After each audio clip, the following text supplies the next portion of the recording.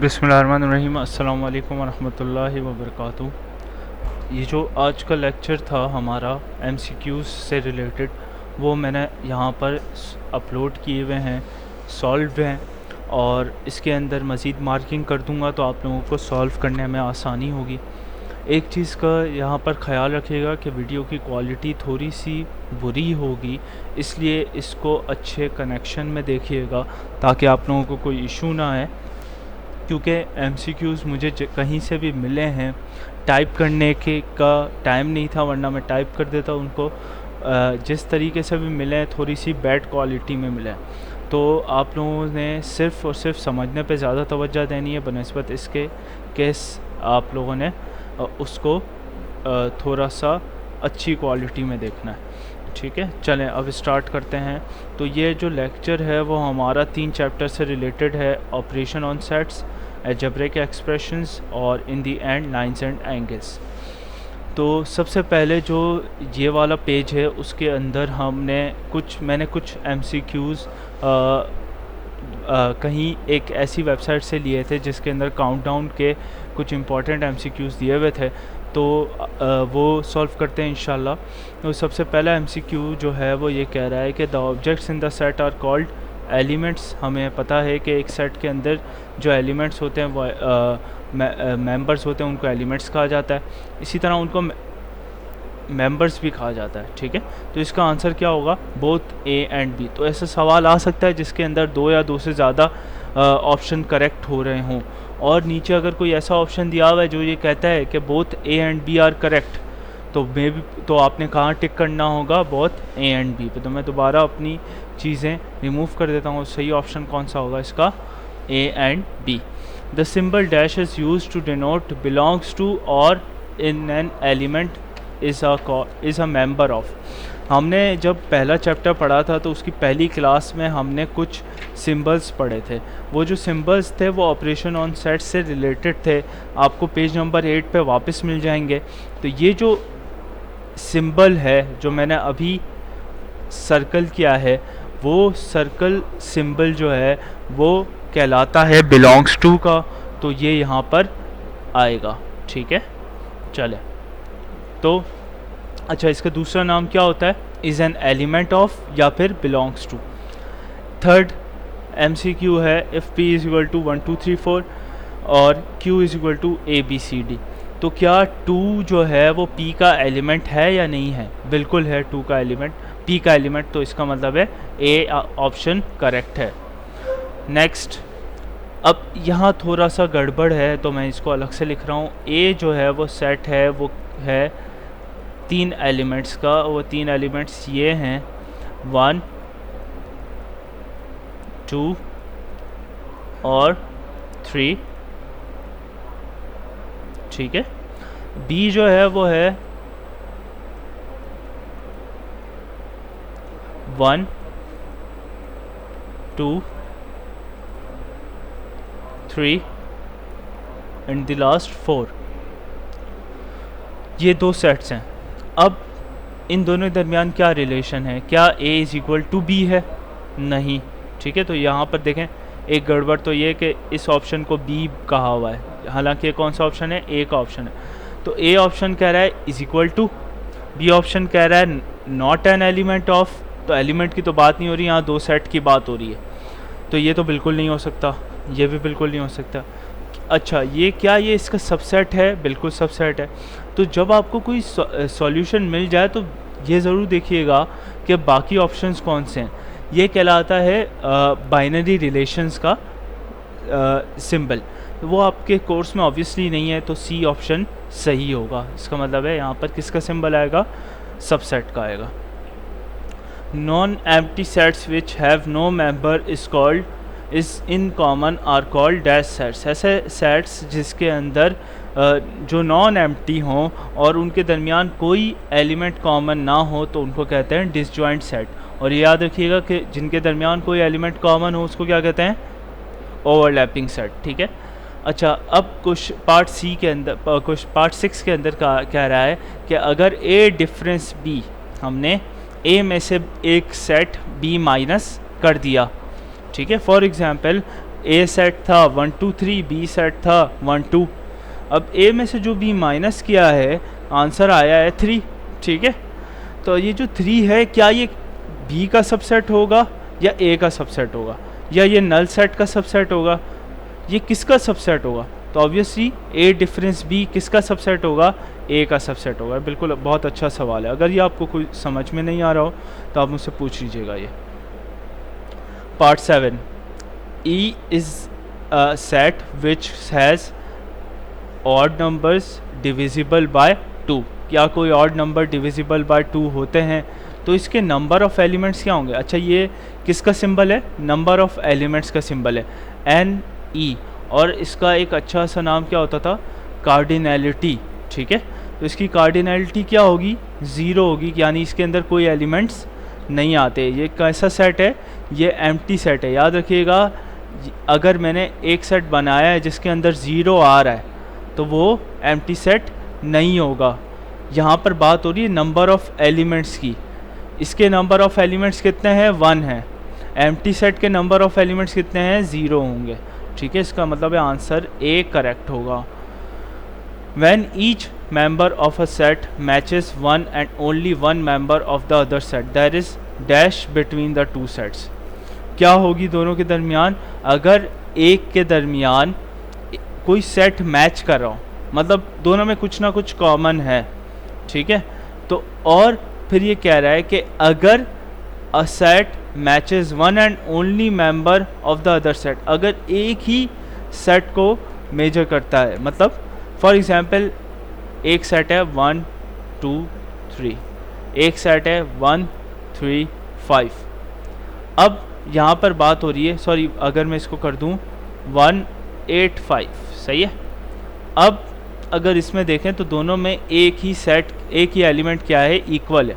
बाकी के दो एलिमेंट नॉट इक्वल हैं, ठीक है। अच्छा, अब यहाँ पर दोनों में क्या है? अच्छा, ये ऑप्शन गलत है। सही ऑप्शन इसका कौन सा है? दोनों क्या है आपस में? इंटरसेक्शन है। तो इसका ऑप्शन क्या होगा? डी होगा। ये गलत है इसमें। Every set is a subset of dash. Her set किसका सबसेट होता है? अपने आप, किसी का छोड़ के अपने आप का तो होता ही है हमेशा। इसका मतलब इसका आंसर क्या होगा? A itself. Sets that can be paired into 1-to-1 correspondence are called. ऐसे सेट्स जो हम 1-to-1 कॉरिस्पॉन्डेंस में कह सकते हैं, ये डेफिनेशन है इक्विवेलेंट सेट्स की। नेक्स्ट स्लाइड की तरफ चलते हैं। अब मज़ीद क्वालिटी ख़राब होती जाएगी। It is equivalent sets. क्या ये दोनों आपस में इक्विवेलेंट है? ये क्लास 6 का क्वेश्चन है। जी बिल्कुल इक्विवेलेंट है। If and B are two sets then set whose numbers are the elements belonging to both of the sets A and B are called. अच्छा, यहाँ पर कह रहा है कि अगर ऐसे नंबर्स या जो एलिमेंट्स होंगे और बोथ सेट्स में आ रहे होंगे तो वो यानी दोनों में कॉमन होंगे, तो हम किससे रिप्रेजेंट करते हैं? ए इंटरसेक्शन बी से रिप्रेजेंट करते हैं उसको। अब इसके बाद वाला जो सेट है, उस क्वेश्चन है, उसको थोड़ा सा इग्नोर करेंगे हम, ठीक है, क्योंकि ये आपके कोर्स में रिलेटेड नहीं है। पार्ट 13 पे आते हैं। अब देखें यहाँ पर इतनी कन्फ्यूजन है कि हर एक पार्ट डिफरेंट है, ठीक है, इसलिए मैंने थोड़ा सा इनको बीच बीच में से इग्नोर किया हुआ है, तो इसको देख लीजिएगा। अच्छा, अब if A and B are any two sets then the set of whose numbers are the elements belonging at least one of the sets, ठीक है। अच्छा, सारी बातें सुन के मैं ये कहूँगा, इसको समझाऊँगा ऐसे कि अगर ए और बी दो सेट्स हों जिनके एलिमेंट्स ऐसे हों जो दोनों में आ रहे हों, ठीक है, और कुछ ऐसे हों जो एक में आ रहे हों, एक में नहीं आ रहे हों, ठीक है, तो यानी ये कैसा सेट बना? Union of A and B का सेट बना। बी का डिफरेंस लें ए से, तो ये किसका सबसेट होगा? बी का सबसेट होगा। All the options in a discussion along belong the given set is called, ठीक है। अच्छा, फॉर एग्जांपल अगर किसी चीज़ के बारे में डिस्कस किया जा रहा होता है, ऐसे सेट्स जो किसी एक बड़े सेट के सबसेट होते हैं, उसको क्या, वो सेट क्या होता है? यूनिवर्सल सेट होता है। अच्छा, ये भी आपके कोर्स में इंक्लूडेड नहीं है। चलें नेक्स्ट सवाल पे चलते हैं जल्दी से। मल्टीपल चॉइस क्वेश्चंस, इनका आपको पता है आंसर। ए में से अगर बी माइनस किया जाए तो बचेगा 1 3 5 7 9 और इन दी एंड 99 बन जाएगा, क्योंकि 100 और 100 भी माइनस हो रहा है। क्योंकि सारे ऑड नंबर्स का सेट बचेगा। इसके अंदर से अगर इवन नंबर माइनस कर दें नेचुरल में से तो ऑड नंबर्स बचेंगे, तो A option is correct. What does the rectangular reason in the Venn diagram represent? ये आपको याद हो गया होगा कि यूनिवर्सल सेट से हम रेक्टेंगुलर रीजन रिप्रेजेंट करते हैं। Which of these represent the commutative property of union of the set? Commutative property इनमें से कौन सी है? ए है, ठीक है, तो अभी तक सारे ए आए हैं हमारे पास। What is the complement of set A determined? Complement का मतलब होता है उसका डिफरेंस ले लो यूनिवर्सल से, यानी यू में से ए माइनस कर दो, क्योंकि कॉम्प्लीमेंट किसका निकालना है? ए का निकालना है। Which of this is the property of equivalent set? अच्छा, कौन सी ऐसी प्रॉपर्टी जो इक्विवेलेंट सेट की होती है? They contain the same elements? नहीं, वो इक्वल सेट्स की होती है।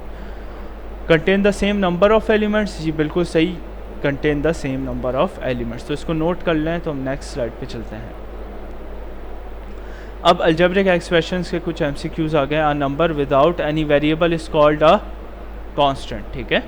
A polynomial consisting of a single term is called a monomial. 2 terms is called a binomial. 3 terms is called a trinomial. Terms containing the same variables and the same corresponding exponents are called known as like terms, ठीक है। ऐसे variables जिनके अंदर same variables आ रहा हो और उनके same exponent हो, जैसे x और x आपस में क्या है? same variables हैं। x स्क्वायर और x स्क्वायर आपस में सेम वेरिएबल्स हैं, लेकिन एक्स स्क्वायर और एक्स आपस में सेम वेरिएबल नहीं है। चले दूसरी बात, terms containing the different variables and different corresponding exponents are called unlike terms, जैसे एक्स और एक्स स्क्वायर। अच्छा अब ये क्या कह रहा है? किसी बुक का रेफरेंस दे रहा है ये, ठीक है। अच्छा, अब ऐसी प्रॉपर्टी जिसके अंदर अच्छा सवाल को मैं ऊपर लिख रहा हूँ, उसको गौर से देख लें। ए को मल्टीप्लाई किया जाए x plus y plus z से, ठीक है, तो आंसर में ए x से मल्टीप्लाई होगा, फिर ए y से मल्टीप्लाई होगा, फिर ए z से मल्टीप्लाई होगा, ठीक है। तो इन दी एंड ये कौन सा लॉ कहलाता है? ये कहलाता है डिस्ट्रीब्यूटिव लॉ। मल्टीप्लिकेटिव लॉ तो कहलाता है, मल्टीप्लिकेटिव लॉ में 2 लॉज होते हैं, 3 लॉज होते हैं, कम्यूटेटिव, डिस्ट्रीब्यूटिव और एसोसिएटिव। ये डिस्ट्रीब्यूटिव लॉ कहलाता है, ये भी आपके कोर्स में नहीं है। एनी न्यूमरल वेरिएबल और कम्बिनेशन एंड वेरिएबल्स कनेक्टेड। अच्छा, बहुत सारे वेरिएबल्स को अगर कनेक्ट कर दिया जाए with the help of mathematical operators plus और माइनस से, तो क्या बन जाती है? अलजेब्रिक एक्सप्रेशन बन जाती है। In algebraic expression A and D are called, यहाँ पर ए और बी क्या होंगे? टर्म्स ऑफ एक्सप्रेशन, या आसान अल्फाज में कह लें वेरिएबल्स। नंबर्स जो वेरिएबल के साथ अटैच होते हैं उनको कहते हैं coefficients. If 2 terms differ only in their numerical और literal coefficients do not differ at all, जैसे for example 2a 5a minus 4a, ये सारे आपस में क्या होंगे? लाइक टर्म्स होंगे।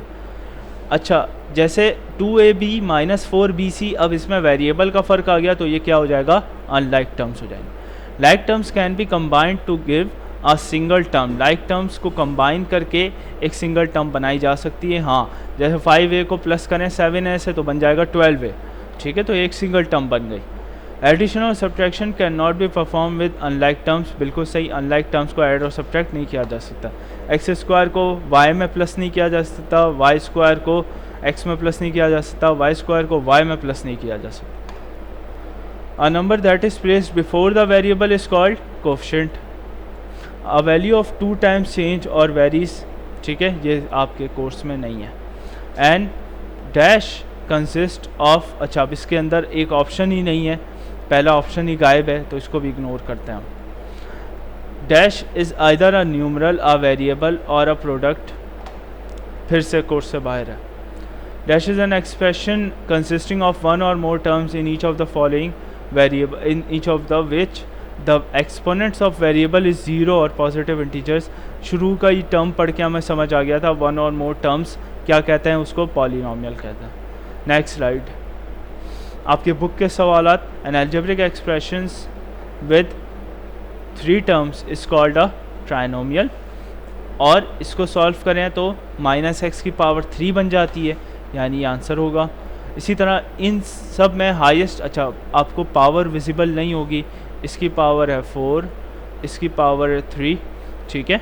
तो अब हाईएस्ट पावर कौन सी है इनमें दोनों में? अगर दोनों को प्लस कर दिया जाए तब भी हाईएस्ट पावर तो वैसी रहेगी, इसका मतलब है 4। अच्छा, एक्स स्क्वायर वाई स्क्वायर में से अगर हम माइनस कर दें 2x स्क्वायर माइनस 10, यानी x square plus y square minus करने जा रहे 2x स्क्वायर माइनस 10। अब देखें, आपको पता है माइनस जो भी होता है उसकी साइन चेंज होती है। यहाँ प्लस है, ये हो गया माइनस, ये माइनस है तो हो गया प्लस। एक्स स्क्वायर में से माइनस 2x स्क्वायर करेंगे तो आया माइनस एक्स स्क्वायर, ठीक है। और वाई स्क्वायर अपनी जगह वैसा ही रहा, उसकी साइन चेंज नहीं हुई। 10 की साइन चेंज हो गई प्लस 10। देखें कौन सा ऑप्शन सही है, तो ये ऑप्शन बी सही है इसमें। अब question 5, the length of a rectangle is x plus 3 और x breadth is x minus 5। The area of the triangle rectangle is, rectangle का एरिया ऐसे निकलता है कि लेंथ को मल्टीप्लाई कर देते हैं ब्रेथ से, यानी इस लेंथ x प्लस 3 को मल्टीप्लाई करेंगे x माइनस 5 से। आंसर क्या आ जाएगा हमारा, देख लेते हैं इसको। x plus 3 multiply by x minus 5। Answer कैसे आएगा, ब्रेक करेंगे x के साथ अलग x प्लस 3 और अच्छा और माइनस 5 के साथ अलग x प्लस 3। अब मल्टीप्लाई करके देख लेते हैं, तो जो आपका आंसर आएगा वो होगा x square minus 2x minus 15। Next slide पे चलते हैं, lines and angles. Two lines are said to be perpendicular if the angle between them is 90 degree or right angle. Two lines on the same plane such that never meet is called, जो मिलती नहीं है कभी भी वो कहलाती हैं parallel lines. A line that cuts two or more lines at different points is called a transversal. आज की क्लास में बताया है। ऐसे एंगल्स जो बाहर बनते हैं उनको कहते हैं एक्सटीरियर एंगल्स, ऐसे एंगल्स जो अंदर बनते हैं उनको कहते हैं इंटीरियर एंगल्स। 3, 4, 5, 6 interior, 1, 2, 7, 8 exterior. यहाँ पर अच्छा अब बात सुन लें कि ऑल्टरनेट एंगल्स किसको बोलते हैं। ऑल्टरनेट ऐसे जो आपस में प्लस हो, देखें प्लस होकर क्या आ रहे हो, 180 आ रहा हूँ। अब यहाँ पर कह रहा है कि 1, 5 और 2, 6, 3, 7 और 4, 8 आपस में क्या होंगे, कॉरिस्पॉन्डिंग होंगे, क्योंकि सेम प्लेसेस पे आ रहे हैं पैरेलल लाइंस में। इसी तरह ऑल्टरनेट क्या होते हैं, जो ऐड होकर 180 बना सकें। अच्छा अब चलते हैं नेक्स्ट स्लाइड की तरफ। If two parallel lines are cut by transversal the corresponding angles thus formed are, अगर ट्रांसवर्सल से दो एंगल्स कट होते हैं तो कॉरस्पॉन्डिंग एंगल्स हमेशा क्या होते हैं, इक्वल होते हैं। अगर ट्रांसवर्सल पैरेलल लाइंस को कट करें alternative angles are also equal. If a transversal cuts two parallel lines the sum of the interior angles, interior angles को अगर प्लस कर दें सभी को, सही है, सबको अगर प्लस करें तो हमारा आंसर क्या आता है, sum of the interior angles का 180 आता है, ठीक है। If a transversal cuts two parallel lines then the alternating angles are dash in measures, ठीक है। अगर कट करे तो क्या होते हैं, if a transversal cuts two parallel lines then the alternative are equal in, या फिर इसका ऑप्शन अपोजिट भी हो सकता है, तो इसको छोड़ दें। नेक्स्ट साइड की तरफ चलते हैं और ये आपके बुक के सवाल। Which type of angle is form by perpendicular, B. Which type of angle is form by parallel, D. 3 what happens when an intersecting perpendicular line is rotated through 90 degree. एक intersecting perpendicular line को अगर हम 90 degree घुमा दें, इसको उठाकर कहाँ रख दें, 90 डिग्री पे रख दें, यानी ये दोनों आपस में क्या हो जाएंगे, पैरेलल हो जाएंगे। तो अब इनका क्या बेस्ट ऑप्शन होगा, it becomes overlap, it overlaps the other line simply, ठीक है। Which of these angles are always equal, vertically opposite angles. बाकी ऑप्शन देख लेते हैं, सप्लीमेंट्री, एडजेसेंट, कॉम्प्लीमेंट्री। नहीं, वर्टिकली एंगल हमेशा इक्वल होते हैं। Which of the following statement is true for a pair of corresponding angles, both angles are interior, गलत। Both angles are on opposite side of a transversal, गलत, बिल्कुल same side पे होते हैं। Corresponding angles are equal, हाँ ये बिल्कुल सही है। Corresponding angles add up to 180, ये भी बिल्कुल गलत। Which of the given statement is true for parallel lines, parallel lines के लिए कौन सा स्टेटमेंट इनमें से ट्रू है? दे इंटरसेक्ट ईच अदर, बिल्कुल कभी भी इंटरसेक्ट नहीं करती हैं। और परपेंडिकुलर होती हैं, पैरेलल हैं तो परपेंडिकुलर नहीं होंगी। They meet at a point, नहीं कभी नहीं मिलती हैं। The distance between them remain same, हाँ बिल्कुल सही। Identify the pair of supplementary angles and vertically opposite, देखो ये सप्लीमेंट्री तो हैं दोनों, लेकिन इनमें से ये वर्टिकली अपोजिट नहीं है। वर्टिकली अपोजिट होने के लिए इक्वल होना ज़रूरी है। सप्लीमेंट्री मतलब ऐड होकर 180 आए, कॉम्प्लीमेंट्री का मतलब ऐड होकर 90 आए। अच्छा, इनमें से कौन सा ऑब्ट्यूस एंगल है? तो हमने सब कैलकुलेट किए थे क्लास में। अच्छा, फ्रैक्शन का मतलब है उसको उससे मल्टीप्लाई करना। 2/5 को 90 से मल्टीप्लाई करेंगे, जाहिर सी बात है फ्रैक्शन को कभी भी मल्टीप्लाई करते हैं जब तक वो फ्रैक्शन छोटा हो, प्रॉपर हो, तो इसका मतलब है उसको मल्टीप्लाई अगर करेंगे किसी छोटे नंबर से तो आंसर और छोटा हो जाएगा, यानी ये तो हो नहीं सकता। सेकंड हमने मल्टीप्लाई करके देखा था और हमारा आंसर आया था 40। थर्ड को मल्टीप्लाई किया था तो आंसर आया था 150, और इन द लास्ट इसको मल्टीप्लाई किया तो हमारा आंसर आया था 63। ऐसे कौन से एंगल्स हैं जिनको प्लस करने से 90 आता है? देखिए इन दोनों को प्लस करेंगे तो एक्स एक्स कट जाएंगे, आंसर आ जाएगा 90, तो वो कहलाए जाएंगे आपस में कॉम्प्लीमेंट्री। यहाँ आपके एमसीक्यूज़ का सेशन एंड होता है, और सो आप प्रिपेयर हो जाएंगे अब एग्ज़ाम्स के लिए। और एग्ज़ाम से पहले अपने फर्स्ट मंथ एग्ज़ाम से पहले 2 रकात नफिल नमाज़ पढ़िएगा, अपने लिए दुआ करिएगा, अपने और किसी भी ऐसी